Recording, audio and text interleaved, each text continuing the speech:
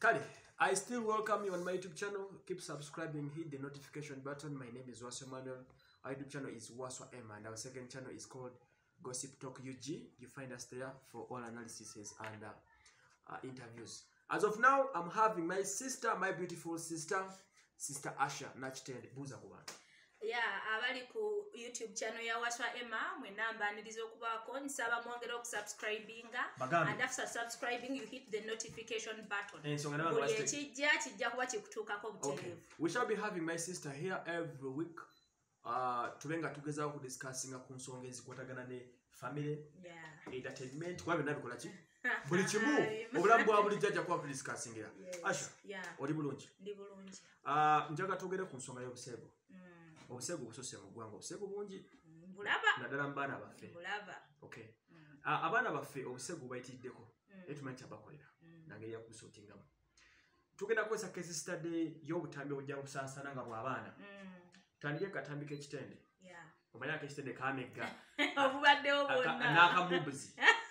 Gwe n'akamubuzi watwakaliwa. Tewali. Just ebyo bintu tubikozesanga case studies. Naye sinza gantu kuliko akansanyusa n'akamu tekuli. Kale, ekisooka kya byonna akatambi k'ekitende wakalaba bulungi. Bulungi nnyo. Ng'omuzadde wawulira. Kuba nakaddiŋŋana engeri gye ndi muzadde alina abaana abawala n'abalenzi.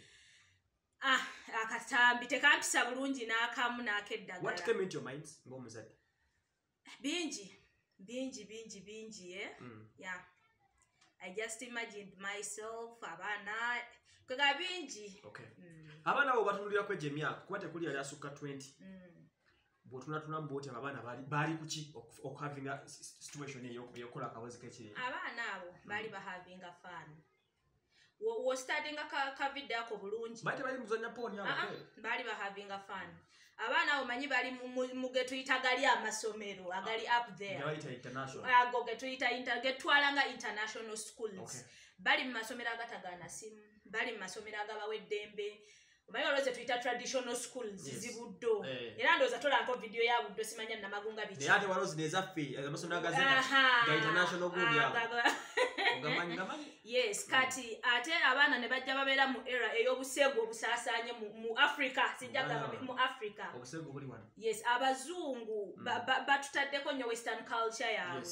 Wakati abaana bw'obalaba it was more like a house party. Bali tebakola video ya buseegu nkubulira, it wasn't a porn video. Bali having a fun. Kuba alaba balinga balina drug day, bali high, tebali sober olaba video. Yes. Okay. Kati nkufuna bulungi kati abo ne banga bali mu category. Kati ono omwana omulala y'okubiri yajja ye yalaga nti yali yambulira boyfriend we agezaako okumuweereza. First and foremost kambuze ekibuuzo, lwaki abantu basaba nnyo nudes? Kakati era tuli buli gw'okwanako mpaka nude ndabeko. Kati lwakwa ebintu ebimu tetugenda mu ndeeri, naye kati omwala wewekanga boyfriend we ali Dubai. Kubeera tuli mu nsi ng'abaana bonna abato emyaka egyo bafulumye eki? Bafulumye eggwanga. Ekisoso okugira mu birowoozo ali Dubai. Kyekyasooka okunzijira mu birowoozo. Kyogamba abamuno ffe tusaba ti aba within Uganda tebasaba. It is rare. Oba boyfriend wange tuli kumpi ondaba olweggulo ondaba mu ttuntu. Yes, Kampala Kawempe. I'm just a call away. Okay. Asha, where are you? Jangu ondabeko toyinza kusaba nude. Era ogenda okola ebintu ebyo ng'abasinga it is a long distance relationship. Uganda, Dubai, Uganda, Saudi, Uganda, America, anything. It is a long distance relationship. Bwe bava okusaba pons ezo. Yes. Awo nkafunye bulungi nnyo. Kati amidst that nga omuntu agiwaayo, omuntu asaba poni ne bwe bagisabye bazisabira mu mutima ki? Mutima gwakwagalana. Gwe bagisabye? Yes, because you call me, I'm your girlfriend. Okay. Nonkubira nonga naye baby ndudde okulaba. Tinange ndudde okulaba. Kolayo ka video nkulabeko. Kuba mangwa it is okay. Yeah. It is very okay. Okay. It is a girlfriend boyfriend. Kuba muwala mukulu, she's above 18. Yes, alirawo kye yakola tekirina bukyamu bwonna bukirimu. Ababusaasaanya bukyamu obubi. Yes. Kati what could be the cause? Nogamba nti kuba buli akatambi akafuluma wabawo statement eraga nti essimu baagibba. Statement nagikoowa. Kanjagala ojustifying nti wagikoowa. Statement yababba essimu yange nagikoowa nnyo. Cause y'okusaasaanako obutambi obwo it is breakups.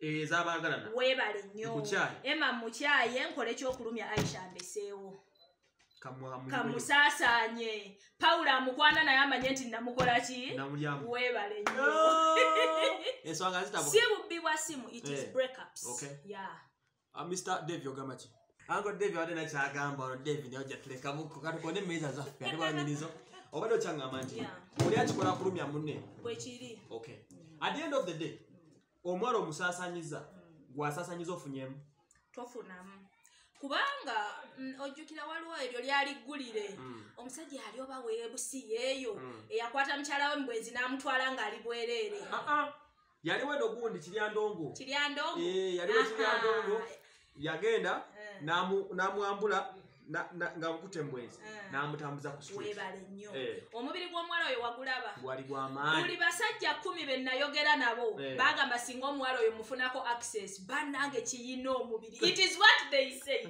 kitegeeza gwamusaasaanyiza aidha omutunda oba gwe kanyini okwongera okulumwa kubaddizayo okuva nudizize we zaafuluma taddanga mukuba kyekimupako olwaleero yakola hit gye yali takolangako kitegeeza abantu abasaasaanya obutambi temubukola kulumya baagalwa bammwe kuba mmwe mumaliriza mukoze eki kuba ffe ebyo bintu tubyerabira kali omwana w'ekitende twamuvaako dda tuli ku lockdown tetukyamweebale nnyo naye stop ogwo omuze mugulekera naye emboozi y'ababbi esimu yange nagikoowa ekirala n'abantu benyini beesaasanyiza obutambi bwabwe ng'alina kyenonyeza nakaneyiweyo ndaba ensi kyenjogerako nekutendereza netukuvaako ate olowooza tukulwako kati baba buyiwayo intention eba yaki just abamu babagala mannyaye abamu bingi buli omu aba nekyalowooza abamu tebaba nasoba abamu bagamba kankangemu peegi yange tetambula kankikangemu ndabeera ikisizemu bwana okimanyi nti obuseegu abantu bagala nnyo okulaba ebintu ebyo era nze vidiyo esinga okufuna views ne likes nebogenda ku mitimbagano gya ponies exhubs ezisigadde waba wajjudde kati lwaki naawe oba toteekayokko n'ofuna ebira nazalange gyenteekeyokko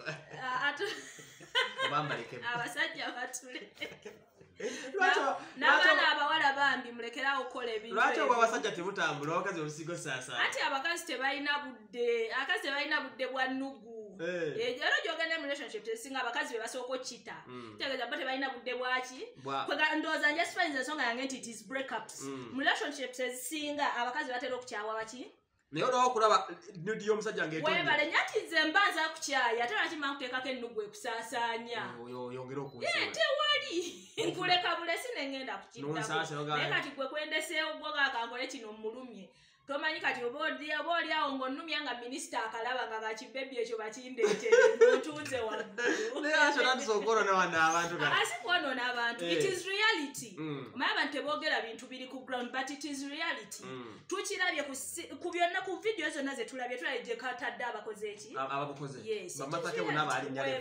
buli ajja sulayini ono yali azanya mu Ebonies yafuuka star abantu batya okwogera amazima naye ge mazima kati mbuuzaamu era mwe tugendeyo kubanga abawala abato bano basaizi ya tasha buli walaba nga asuddeyo akantu kamulinyisa tetugenda kwongera okufuna abantu abasulawo obutambi mbakubiriza lwakuba kati wali mbadde mbagamba reality naye mbakubiriza nammwe mulekerawo okuweereza nudes ezirimu faces zammwe kyesigenda bagamba ntemuweereza nudes cut salako omutwe toguteekako lyateebereze oba oyo Emma oba Asha oyo galinga Asha naye ng'ateebereza kubanga kati obikola leero U20 ogenda kufuuka maama oba jjajja at 40 bazzukulu booli bagamba otya kuba ezo tebivaawo bigenda kubeerawo bibeeramu akayivuzi z'abantu obalyawo tomanyi ofuna omukisa ofuuse MP omwana n'akasuulayo ogenda kuwulira otya bannange mulekeraawo okusaasaanya nudizi zammwe mbuuzaamu ekibuuzo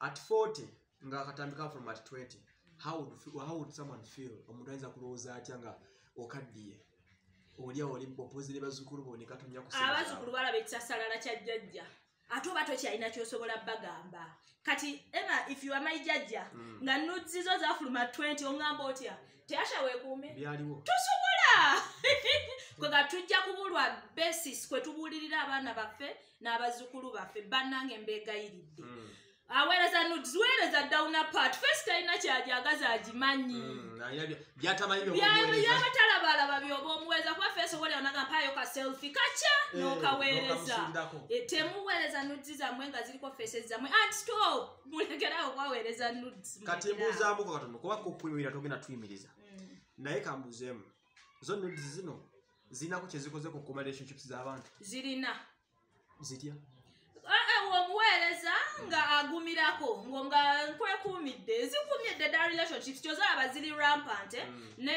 n'abantu abongedde okufuluma eggwanga kyoba ne nudes zikoze eki zirinnye nnyo kwa kati for instance Saudi Arabia bangamba teri bwenzi webale nnyo kati gwe lw'omuweereza nudes ng'akola ki ng'akakana nga feeling zikka nga yeekubirako akasabbuuni genyogera ge mazima bwekiri tolimpye nga kanyoka bwekiri olokujagolayo mumawulire yafalako kubakasabbuuni yakekuba emirundi 62 efulolizo nengamba kyeki kati singa afuna amuweereza nudes akasabbuuni tekaali